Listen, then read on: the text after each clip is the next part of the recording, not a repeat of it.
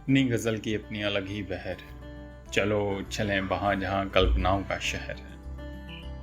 आइए दोस्तों, मिलते हैं कुछ नए किरदारों से मेरे साथ, यानी केशव सक्सेना के साथ। और मैं आपको सुनाने जा रहा हूँ मोहित शर्मा स्वतंत्र गंगाधर की लिखी कहानी पुण्यतिथि का पहला भाग। पुण्यतिथि भाग 1। यही सुबह के लगभग 9:30 बज चुके थे। मोहित अपने ऑफिस जाने के लिए 3-4 बार तैयार होकर अपने घर से मेन गेट तक जाता, फिर वापस आकर ड्राइंग रूम में बैठ जाता। वो उस दिन बहुत बेचैन था। उसकी पत्नी ममता, जिसे वो बहुत प्यार करता था, बार बार उसके सीने से लिपटा जा रहा था और उसकी आंखों से आंसू भी निकल रहे थे, जिसे वो बार बार अपने रुमाल से पोंछ रहा था। उसकी ऐसी हालत देखकर उसकी पत्नी ममता बार बार उसे सांत्वना दे रही थी, कह रही थी, अरे क्या हुआ आपको? आप कैसे बच्चों की तरह रोए जा रहे हो? और क्यों रोए जा रहे हो? क्या हुआ? ऑफिस में कुछ हुआ है क्या? आखिर हुआ क्या है? चुप होकर बताइए तो। और यहाँ आइए, पहले यहाँ आकर सोफे पर बैठिए। चलिए, मैं अभी आपके लिए पानी लेकर आता हूँ।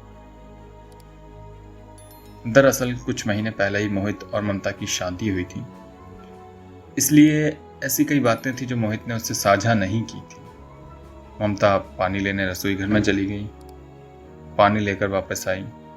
उसने देखा मोहित ने एक फोटो फ्रेम को अपने सीने से लिपटा रखा है। ममता ने मोहित को इस तरह बिलख बिलख कर रोते हुए पहले कभी नहीं देखा था। पानी पिलाते हुए उसने कहा, आप आज ऑफिस मत जाइए, मुझे कुछ ठीक नहीं लग रहा है। ममता ने मोहित के ऑफिस से राहुल को फ़ोन करके कह दिया, क्या अचानक मोहित की कुछ तबीयत खराब है, इसलिए वो आज ऑफिस नहीं आएंगे। कोई ज़्यादा ज़रूरी काम हो आप देख लेना अपने स्तर से, बाकी कल मोहित आकर सब संभाल लेंगे। मोहित ने उस फोटो फ्रेम को सीने से ऐसे लगा रखा था जैसे वह बहुत दिनों बाद किसी अपने से मिल रहा हो। जैसे उस फोटो फ्रेम को सीने से लगाकर उसे बहुत सुकून मिल गया हो। मैं अपने दोनों हाथों से उस फोटो फ्रेम को सीने से लगाए पड़ा था। उसकी पत्नी ममता ने जब उसे वह फ्रेम लिया तो उसने देखा कि वह उसकी बहन और मम्मी की फैमिली फोटो थी।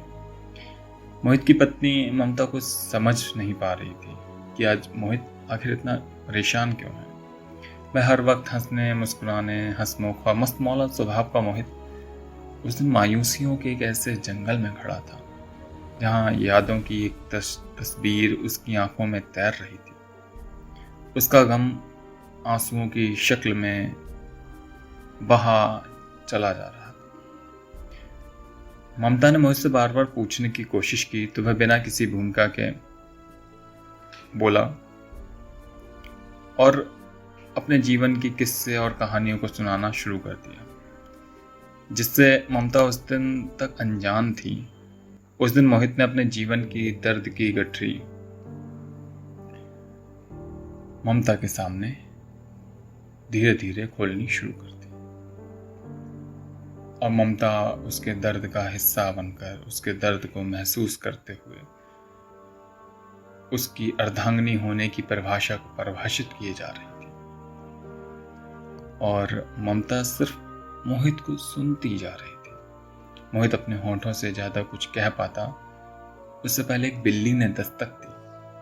बिल्ली आई और आकर एक पलंग के नीचे चुपचाप जाकर बैठ गई।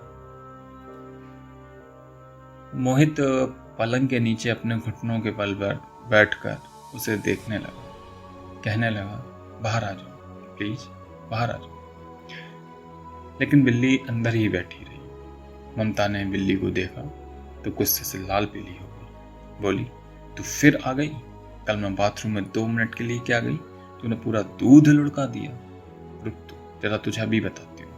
ममता जैसे ही बिल्ली को मारने के लिए दौड़ी, मोहित ने उसके हाथ से डंडा छीन लिया। बोला, रहने दो ना प्लीज, इसे बैठा रहने दो। ममता बोली, अरे तुम नहीं जानते यार, ये बहुत नुकसान करती है। कल भी इसने सारा दूध लुढ़का दिया और आज ये फिर आ गई। मोहित, फिर भी तुम रहने दो यार प्लीज, रहने दो। मोहित अपने घुटनों के बल पर बैठा उस पलंग के नीचे बैठी बिल्ली को ऐसे देखे जा रहा था जैसे उसने किसी अतीत का कोई दृश्य देख लिया हो। ममता, अरे यार तुम पलंग के नीचे क्या झांक रहे हो? मुझे कुछ तो समझ नहीं आ रहा, क्या हुआ क्या है आज बताओ तो जरा। मोहित, ममता, मैं इस पलंग के नीचे अपने आप को ढूंढने की कोशिश कर रहा हूं। ममता, क्या मतलब? मैं कुछ समझी नहीं। खुद को ढूंढ रहा, लेकिन कैसे? मोहित, ममता, मैं जीवन के अपने उन दिनों को ढूंढ रहा हूँ जब मम्मी की डांट मार के डर कर मैं अक्सर पलंग के नीचे छिप जाया करता था और मम्मी पूरे मोहल्ले में मुझे ढूंढती थी। ममता, क्या कह रहे हो? कुछ समझ में तो आ नहीं रहा, साफ साफ कहो। जो भी कहना, पहेलियां क्यों बुझा रहे हो? एक बात बताऊं तुम्हें ममता, मम्मी मेरी और राखी की पढ़ाई को लेकर बहुत गंभीर रहती थी। उन्होंने हमें बचपन में बहुत प्यार दिया और वो इतनी पढ़ी लिखी थी कि अपने बच्चों को प्रारंभिक शिक्षा देने में सक्षम हो और हर रोज हमारे स्कूल में हमारी पढ़ाई को लेकर खबर लेने जाती थी। एक बार मैं अपने स्कूल के टेस्ट में फेल हो गया और मम्मी को जब पता चला तो बहुत गुस्से में थी। मम्मी के गुस्से के डर से मैं एक पलंग के नीचे छिप गया था। उस दिन पूरे मोहल्ले में मम्मी ने मुझे बहुत दूर तक ढूंढा, लेकिन मैं कहीं भी नहीं मिला। शाम हो गई, क्योंकि मैं डर के मारे स्कूल से आकर पलंग के नीचे ही छिपा रहा। मुझे लगा कि मैंने मम्मी को बुद्धू बना दिया और मैं स्कूल से आकर सारा दिन उसी पलंग के नीचे बैठा रहा। मुझे लगा मम्मी ढूंढ नहीं पाएंगी। पलंग के नीचे छिपे छिपे पता नहीं मुझे कब नींद आ गई थी। मुझे कुछ पता ही नहीं लगा और मैं पलंग के नीचे ही सो गया। रात में जब मैं उठा तो मैंने देखा मैं बिस्तर पर सोया हुआ था। स्कूल से आकर डर के मारे पलंग के नीचे ही बैठा रहा था। इसलिए मुझे भूख भी बहुत लगी थी। मैंने सोचा कि मम्मी सो गई होंगी, चुपचाप खाना निकाल कर खा लेता हूँ। लेकिन जब मैंने मम्मी के बिस्तर की ओर देखा तो वो वहां नहीं थी। मैंने उनको पूरे घर में ढूंढा तो देखा वो एक खिड़की के पास बैठी हुई थी, अपने दोनों हाथों से माथा पकड़कर न जाने किस उधेड़ बुन में लगी हुई थी। मैंने उनको डिस्टर्ब नहीं किया क्योंकि मम्मी अक्सर अकेले में वहीं बैठ जाया करती थी। मैंने सोचा शायद थक गई होंगी इसीलिए बैठी होंगी और चुपचाप जाकर रसोई में खाना निकालने लगा। मैंने फिर मम्मी को बुद्धू समझने की कोशिश की और जल्दी जल्दी खाना खाने लगा।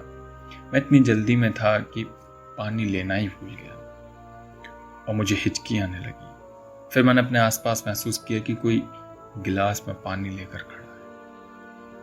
मैंने नजर उठाकर देखा तो मम्मी गिलास में पानी लेकर खड़ी थी। उस दिन मुझे पता लगा कि माँ की ममता से कोई जीत नहीं सकता।